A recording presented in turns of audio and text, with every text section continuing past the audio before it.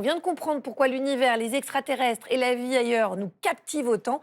Arnaud, alors vous êtes allé à l'Observatoire de Paris. C'est un endroit qui est absolument exceptionnel. C'est là où, depuis des générations, on scrute le ciel pour tenter d'en percer les mystères.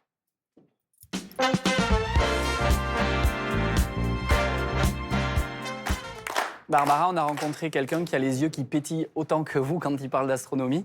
Et on est vraiment privilégié sur ce sujet parce que vous l'avez dit, Agathe, cet observatoire, c'est un lieu qui est chargé d'histoire, c'est un lieu unique. On y scrute les étoiles depuis plus d'un siècle. C'est le campus de Meudon et donc il fait partie intégrante de l'Observatoire de Paris. C'est génial, regardez. Un site habituellement fermé au public, mais qui, pour bel et bien ensemble, et notre journaliste Romaric a exceptionnellement ouvert ses portes. Et pour l'occasion, Romaric a un guide de choix, un passionné, Miguel Montargès, astrophysicien à l'Observatoire de Paris. Il nous fait découvrir un instrument exceptionnel. C'est énorme, il mesure combien? Alors le tube, il fait 16 mètres de long. D'accord. Et donc c'est la plus grande lunette astronomique d'Europe et la troisième plus grande du monde. Donc oui, c'est normal que ça impressionne. Et donc quelle était la motivation? Pourquoi on a construit cette lunette? Alors c'est toujours les mêmes motivations qui nous poussent à faire des grands télescopes. C'est plus le diamètre de l'optique est grand, plus on va collecter de lumière, donc plus on va voir des objets peu lumineux, et plus on va voir de détails. Plus on voit des objets qui sont peu lumineux, plus on voit loin. Construite à la fin du 19e siècle, ainsi que son dôme emblématique pour la protéger des intempéries, la grande lunette de Meudon représente à l'époque le sommet de la technologie pour observer les planètes avec une qualité et une quantité de détails jamais vues auparavant. On observait notamment Mars pour scruter déjà des traces de vie.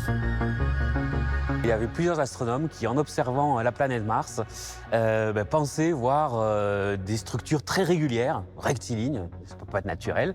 Et donc, comme sur Terre, on faisait le canal de Suez, le canal de Panama, on s'est dit, ce sont des Martiens qui font aussi des canaux. Et en fait, grâce ici au pouvoir de résolution de cette lunette, on s'est rendu compte que ce n'était pas vraiment des canaux. Au-delà de prouver qu'il n'y avait pas de canaux sur Mars, la grande lunette sera à l'origine de nombreuses découvertes astronomiques. Mais au fil des années, la mécanique de la coupole cesse de fonctionner et dans les années 90, la lunette est laissée à l'abandon. Quand il découvre qu'elle sera bientôt démantelée, Miguel va se battre pour sa réhabilitation. Et après des années de restauration, la grande lunette reprend ses observations et le dôme reprend vie.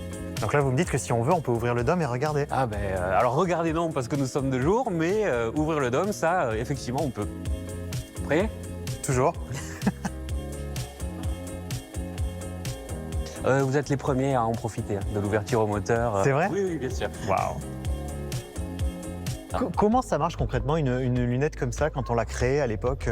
Alors, à l'autre bout là-bas, on a une lentille, en particulier celle qui fait 83 cm, donc la plus grande d'Europe, qui va faire converger la lumière des étoiles et ici va former une image. Donc, c'est ici qu'on va mettre l'œil avec un oculaire quand même pour grossir l'image.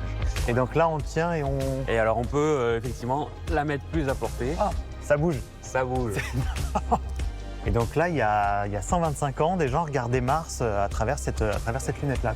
Exactement. Moi-même, ça me paraît incroyable. Il y a presque un côté émouvant, je trouve, de voir cet objet.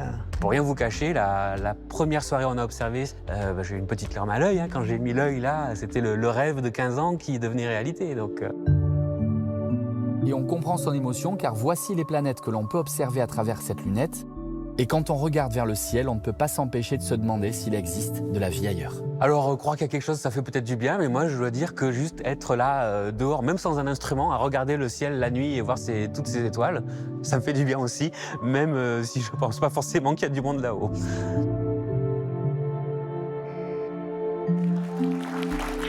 C'est un endroit incroyable. Dingue, c'est magnifique. Tout de suite, on accueille notre petit ovni à nous, c'est Stan Gusman. Bon Agathe, retenez vos larmes, j'ai une grande annonce à vous faire. Oula, qu'est-ce que vous allez m'annoncer? Je me casse. Oh non. Voilà, un petit voyage interstellaire de plusieurs milliers d'années. Bah oui, car ça y est, j'en suis sûr. Avec une combinaison de motards. Non, vous rigolez. Pilote de l'air, pilote Ah bon. d'essai. Non, arrêtez, c'est bien. On n'est pas seul dans l'univers, je vous le promets. Et vu le nombre de cons qu'il y a sur cette Terre, je me dis que ce serait peut-être pas mal d'aller voir ailleurs ce qui s'y passe. Peut-être que chez les aliens, les hommes et les femmes gagnent le même salaire. Qui sait? Peut-être. Vous allez me dire, mais es-tu vraiment sûr qu'il y a une forme de vie intelligente ailleurs? Parce que bon, partir vivre sur une autre planète avec des êtres unicellulaire, je risque de m'embêter un petit peu. Eh bien, figurez-vous que d'après mes petits calculs, c'est possible. Bon, j'ai un bac ES option dessin, mais prenez ça avec des pincettes. J'aimerais vous parler d'une formule magique qui permet de répondre à cette grande question, l'équation de Drake. Oula. Ouais, décidément, rappeur et matheux. Il est balèze ce Drake. Ça, c'est une blague. On a eu moins de 40 ans, vous l'avez, Agathe? Non. Non, m'étonne pas. Bref, l'équation de Drake, la voici. Alors, pas de panique, on va déchiffrer ça ensemble. N, c'est le nombre de civilisations extraterrestres capables de communiquer avec nous. Et pour le connaître, on multiplie plusieurs probabilités. R pour le nombre d'étoiles dans notre galaxie.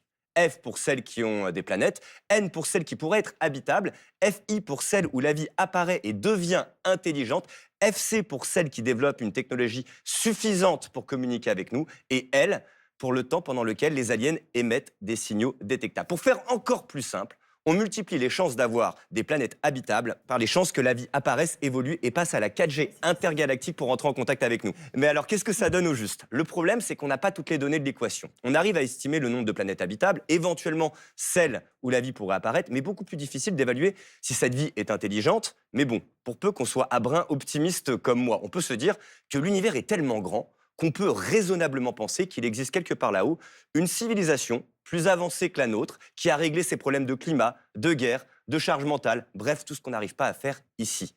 Cela dit, Agathe, si ces extraterrestres sont aussi intelligents que je l'imagine, a priori, ils devraient tout faire pour nous éviter. Ah bah si, s'ils tombent sur un discours de Trump, ils font demi-tour direct. Cela dit, dans le doute, vous savez quoi? Je vais quand même aller leur poser la question. Allez, salut, on se revoit dans 4000 ans, ok? Vous allez en soucoupe? J'y vais en soucoupe. Ciao, à bientôt. Attention, prenez soin de vous. C'est marrant comme dès qu'il met le casque, je sais pas pourquoi, c'est moins crédible.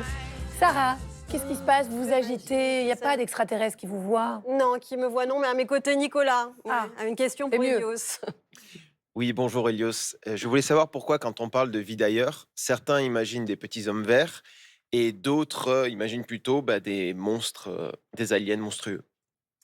Alors on pourrait dire que l'idée extraterrestre, c'est comme un test de Rorschach intergalactique. Vous connaissez ce test en psycho qui va apparaître? C'est une image un peu ambiguë. Et dans cette image-là, on peut interpréter, on peut voir tellement de choses différentes. Moi, je vois un utérus là, par exemple. C'est vrai, premier degré? Alors, on ne va pas faire directement d'interprétation, chère Agathe. Ou un scorpion?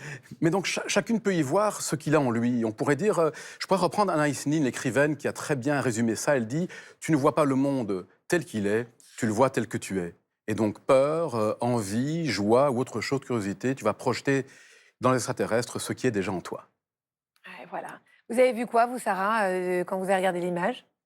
Moi, j'ai vu un poumon, enfin 2 poumons. Ouais. Ça veut dire quoi? Ça veut dire qu'il faut arrêter de fumer. moi. Ah,